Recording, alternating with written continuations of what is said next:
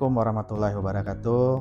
Salam sejahtera untuk kita semua. Perkenalkan, nama saya Syekh Syaifullah, NIDN 1311058401. Saya salah satu dosen Universitas Al-Wasliyah Darussalam Banda Aceh di program studi pendidikan geografi. Adapun mata kuliah yang saya ampu, ada beberapa mata kuliah yang diberikan oleh kampus. Salah satunya adalah Geografi Regional Dunia.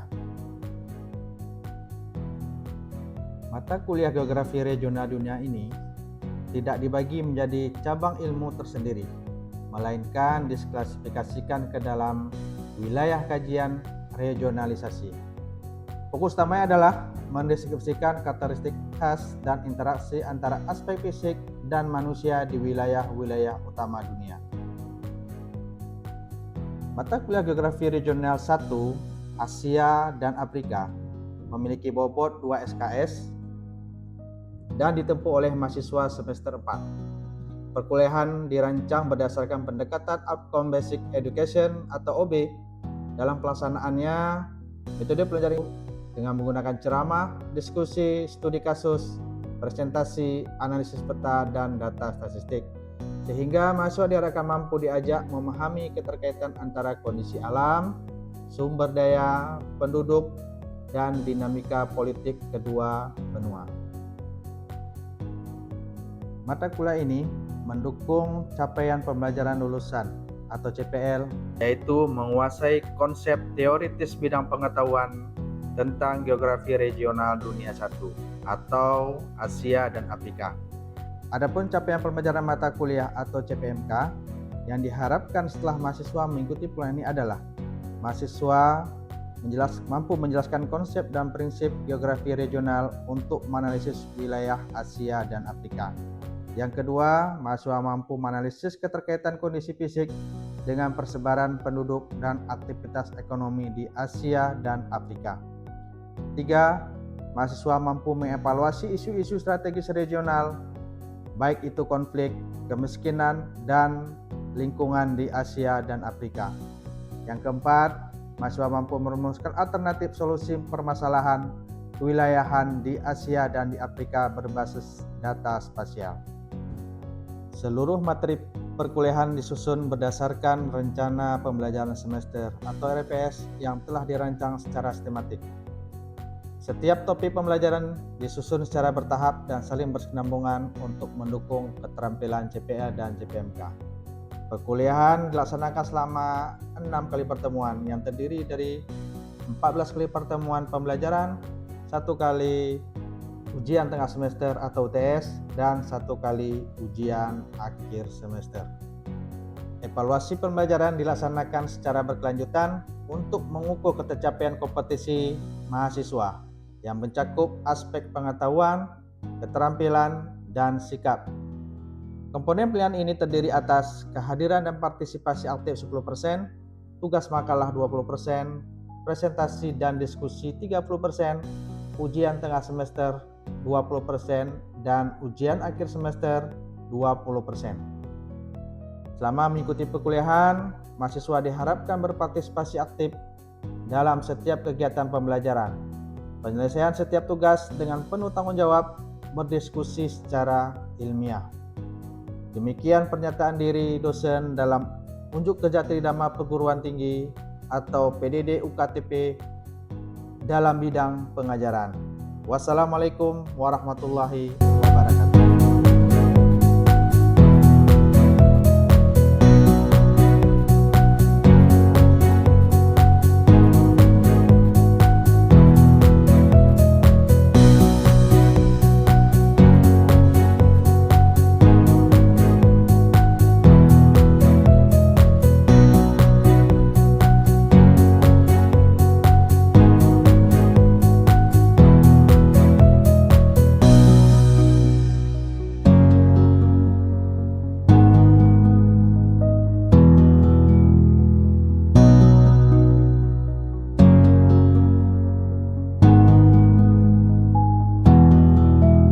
Assalamualaikum warahmatullahi wabarakatuh. Waalaikumsalam warahmatullahi wabarakatuh.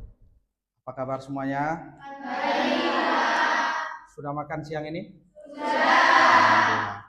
Baik, sebelum kita memulai pembelajaran kita, maka sebaiknya kita berdoa dulu. Doa mulai.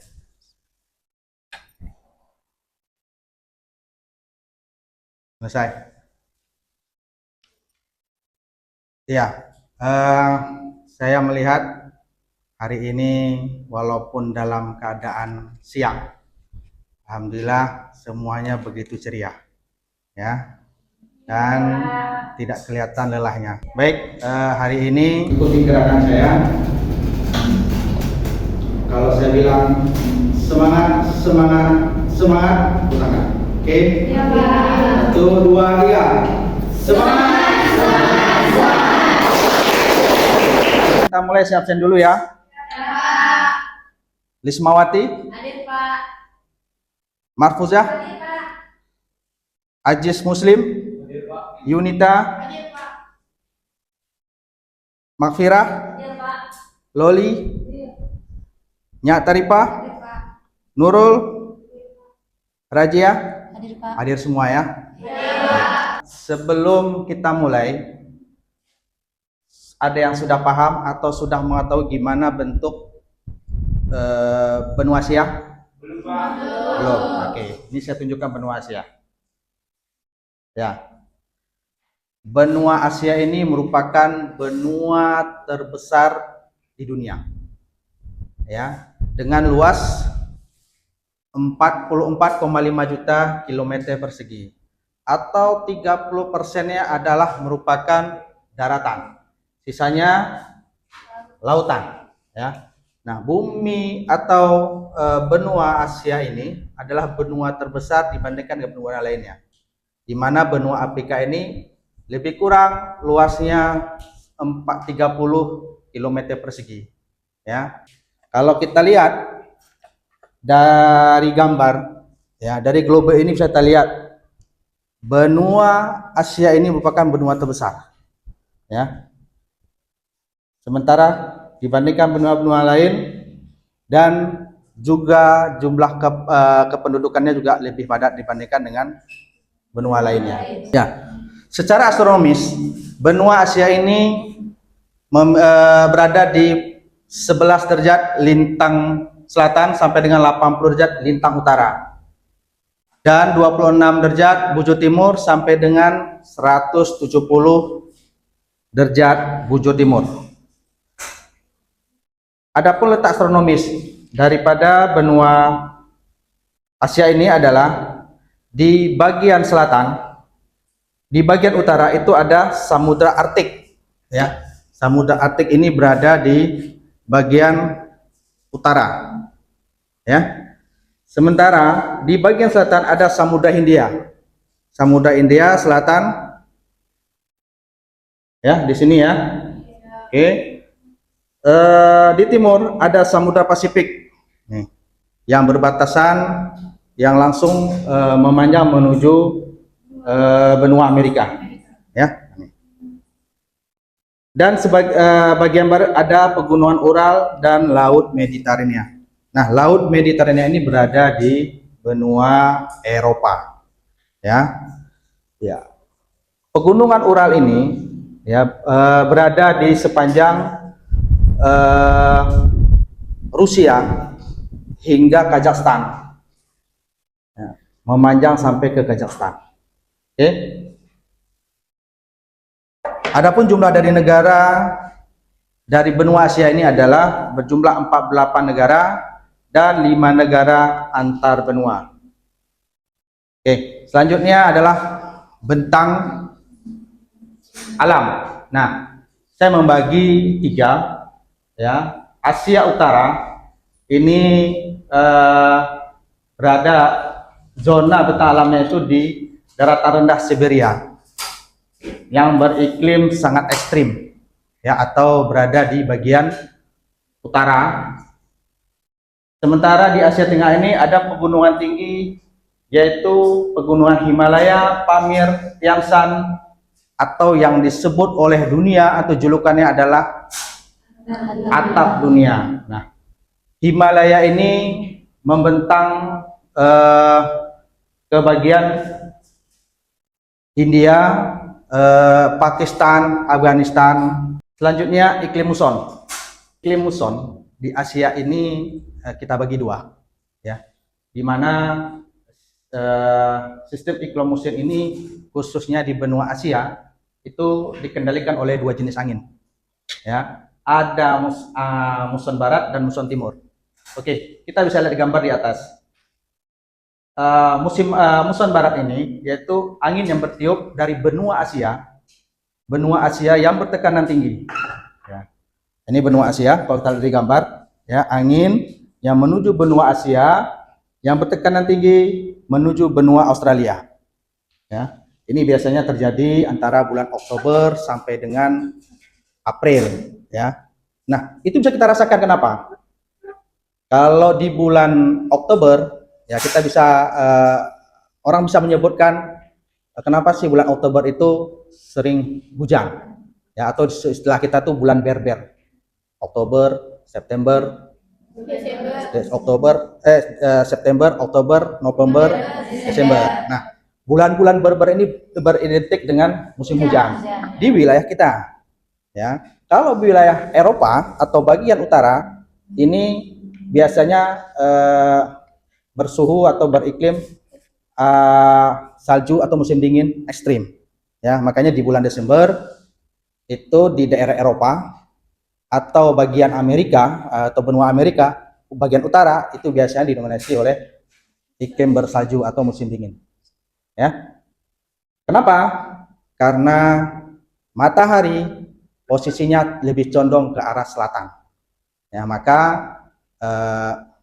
bisa kita lihat bahwa di selatan atau di Australia bulan Desember itu tidak akan mungkin terjadi salju karena matahari lebih condong ke arah selatan, ke arah Australia, sehingga di sini ada peningkatan atau penurunan tekanan,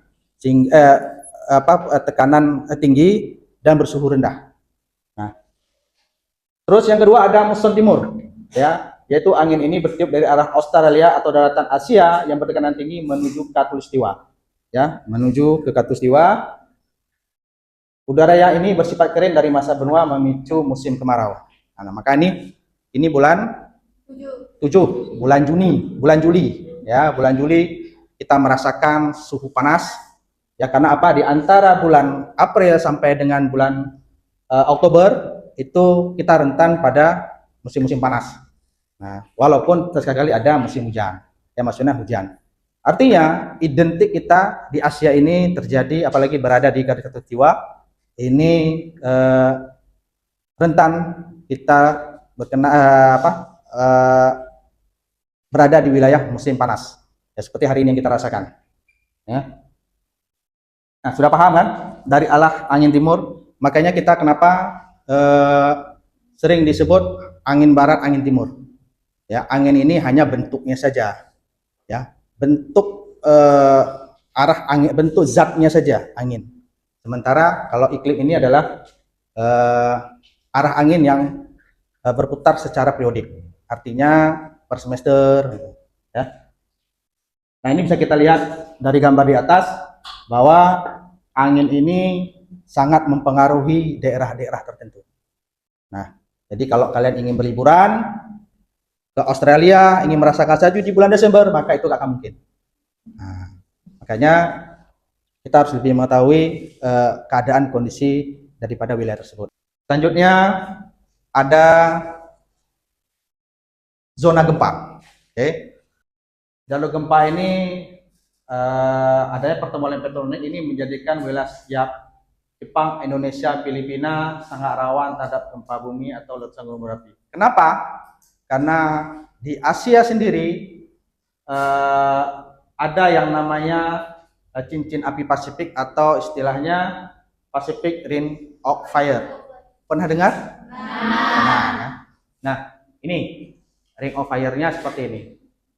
Makanya daerah Filipina, Jepang ini sangat rawan sekali terjadi gempa. Nah, dengan gambar ini kita bisa mengetahui titik-titik rawan gempa, ya, termasuk juga yang terjadi di 2019 2004 yang lalu, atau tepatnya di wilayah kita sendiri di Aceh. Nah, ini juga pernah terjadi gempa yang disebabkan oleh tumbukan lempeng, ya.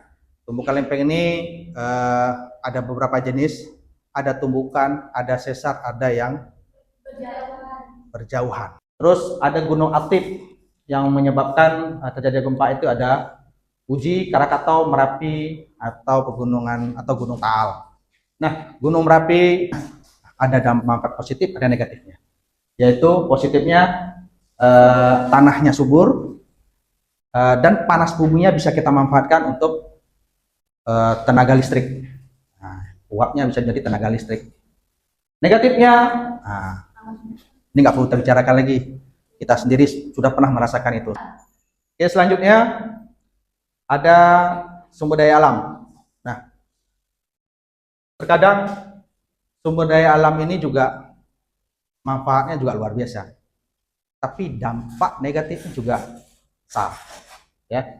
Nah, sumber daya alam ini seperti gas, minyak ini paling banyak dihuni wilayah Asia bagian timur. Terus ada Rusia dan Kazakhstan. Rusia ini penghasil gas, ya, terbesar di dunia. Terus batu bara, ya, batu bara di sini negara produksinya itu paling besar adalah Tiongkok, India, dan Indonesia. Ada mineral emas, timah, besi, ya, itu dominan di Asia Tenggara, ya. Kenapa di Asia Tenggara? Karena Indonesia juga merupakan bagian Asia Tenggara yang memiliki cadangan emasnya yang terbesar, ya. Siapa yang tahu di wilayah mana? Papua, yang hari ini sedang konflik atau perang saudara antara Indonesia dengan gerakan separatis yang menuntut kemerdekaan Papua, ya. Dampak positifnya apa sih? Nah, dampak positifnya merupakan, ya, salah satu penambah devisa negara, peningkatan ekonomi masyarakat, ya. Kalau negatifnya, nah, ini sering kita lihat karena banyak negara-negara itu mengeksploitasi sumber daya alam itu secara berlebihan, sehingga dampaknya bagi anak cucu tidak bisa menikmati itu lagi. Terus juga berdampak juga menghasilkan konflik antara wilayah tersebut. Nah, hal ini juga terjadi di beberapa wilayah juga. Ya, contoh kecilnya di Indonesia sendiri atau wilayah Papua yang telah disebutkan tadi. Ya, wilayah Papua itu memiliki cadangan emas terbesar di dunia. Ya, dalam setahun itu bisa menghasilkan beberapa ton emas dihasilkan. Ya, coba bayangkan, ya, setiap tahun sekian ton. Bayangkan sudah berapa tahun emas itu dieksploitasi oleh negara luar. Sayangnya kita hanya menerima atau manfaatnya hanya sedikit saja. Nah, makanya dampak dari sumber daya alam ini juga ada yang positif, ada yang negatif. Oke. Selanjutnya, apa sih hubungan keterkaitan antara bentuk fisik dengan manusia? Ya, di sini sudah saya bagi beberapa. Ada iklim muson ini sangat bermanfaat untuk pertanian, dan biasanya ini tingkat kepadatan juga lebih tinggi. Terus Gunung Himalaya merupakan batas iklim atau bisa menghasilkan sumber air. Ya, kita bisa melihat beberapa puncak-puncak tertinggi atau gunung tinggi ini banyak menghasilkan sumber air. Terus zona gempa, apa dampaknya ke manusia? Manusia atau kita dalam membuat atau membangun rumah otomatis harus anti terhadap gempa, karena mengingat daerah kita rawan gempa, maka wilayah atau perumahan kita atau pemukiman itu harus rawan dengan gempa, ya. Terus gurun Asia Barat ini dihuni banyak mendapati minyak bumi serta populasi yang jarang. Kesimpulannya, materi ini adalah benua Asia punya bentang alam yang paling beragam di dunia. Iklim muson ini merupakan iklim atau ciri utama wilayah Asia, ya, karena tidak ada karena angin ini iklim muson ini identik yang berada di wilayah Khatulistiwa atau wilayah Asia itu sendiri. Terus ada wilayah atau ring of fire yang bisa kita ketahui adalah sumber bencana yang sangat rawan, tapi dampaknya bisa meningkatkan suburan tanah di wilayah kita itu sendiri. Baik, sebelum saya akhiri pertemuan hari ini, ada yang ingin bertanya? Ya, silakan. Jadi tadi kan penjelasan Bapak ada iklim muson dan angin muson. Ya. Jadi apa perbedaan antara iklim muson dengan angin muson? Ya, siapa yang bisa jawab? Saya Pak. Ya, silakan Apni. Baik Pak, perkenalkan nama saya Apni. Saya akan menjawab pertanyaan dari Nur Habibah. Ya. Yang dimana pertanyaannya itu apa perbedaan dari angin muson dan iklim muson? Angin muson itu adalah pergerakan massa udaranya atau fenomena fisiknya. Sedangkan iklim muson itu pola cuaca tahunan di suatu wilayah yang terbentuk akibat pergerakan angin tersebut. Ya, seperti yang saya sampaikan tadi, iklim muson ini adalah pergerakan anginnya saja. Sementara angin atau angin muson ini adalah zatnya, bentuknya, bentuk anginnya. Nah, itu yang memisahkan antara iklim dengan angin. Iklim ini hanya periodik, ya, siklus anginnya. Sementara angin itu adalah zatnya. Paham ya? Oke, silakan mari tepuk tangan untuk teman kita. Baik, sebelum saya akhiri, saya ada kuis, ya. Jadi saya minta bagi adik-adik mahasiswa bentuk 3 kelompok. Silakan. Ya. Sudah? Tolong lihat fokus ke depan. Oke. Di sini ada peta buta. Di depan kalian ada peta buta, sudah saya buat angkanya. Ya. Bagi siapa yang bisa menjawab, silakan angkat tangan. Oke? Coba kalian sebutkan nama negara yang ada atau yang bernomor 22. Silakan. Salah. Ada? Arab, Pak. Salah. Arab bukan, dia masih daerah tapi 1, 2, 3, 4. Silakan. Salah. Oke. Jawabannya adalah Mongolia, barusan dibahas. Oke. Ayo tepuk tangan dulu semuanya, semangat. Oke. Selanjutnya, sebutkan wilayah atau samudra yang berada di nomor 50. Samudra saya. Ya, silakan. Betul. Tepuk tangan semua. Baik, pertanyaan selanjutnya.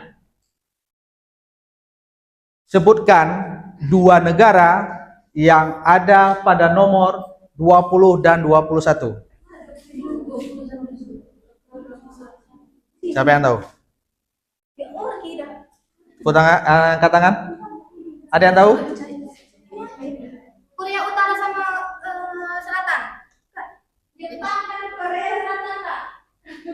Hampir betul. Angkat tangan lagi. Yang mana dia pilih? Korea Selatan, Pak. Korea Selatan sama Korea Utara.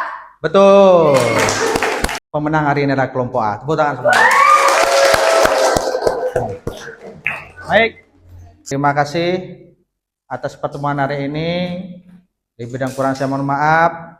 Insya Allah kita ketemu di minggu depan. Terima kasih. Assalamualaikum warahmatullahi wabarakatuh. Waalaikumsalam.